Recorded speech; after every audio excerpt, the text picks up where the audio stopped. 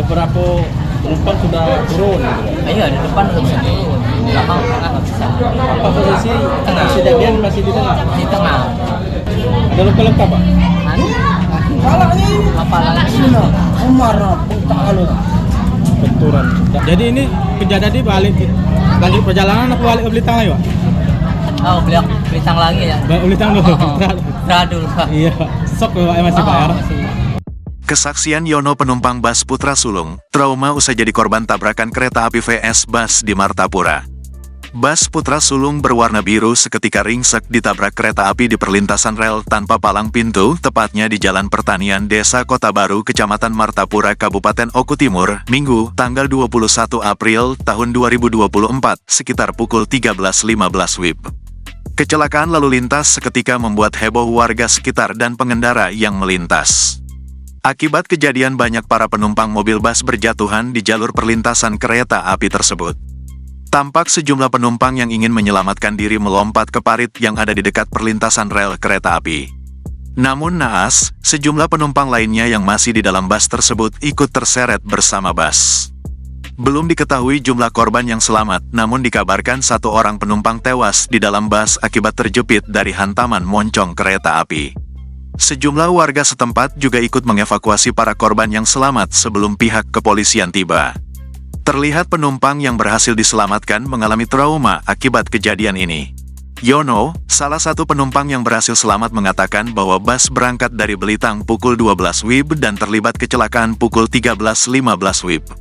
Ia bercerita bahwa dirinya duduk di tengah sebelah kanan bus. Saat kejadian ia melihat penumpang panik dan berhamburan, bahkan ada yang melompat keluar bus. Untuk jumlah penumpang bus ia tidak mengetahui secara pasti. Trauma mas, badan saya lemes semua tapi alhamdulillah saya selamat, ucapnya Minggu, tanggal 21 April tahun 2024. Ia mengaku mengalami luka lecet di kaki dan juga mengalami luka di kepala.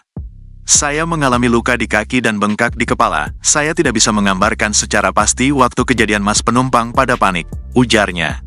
Ia hanya sedikit menjelaskan kronologi sebelum kereta menghantam bus yang ditumpanginya.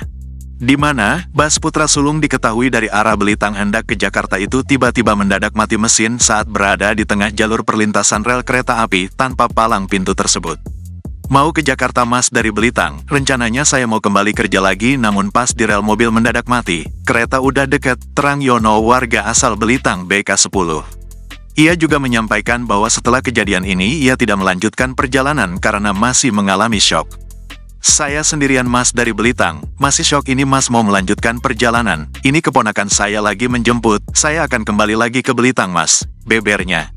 Sebelumnya, berdasarkan penuturan masyarakat sekitar bahwa dikabarkan satu penumpang meninggal kemudian 9 orang lain luka-luka. Para korban pun kini langsung dilarikan ke rumah sakit.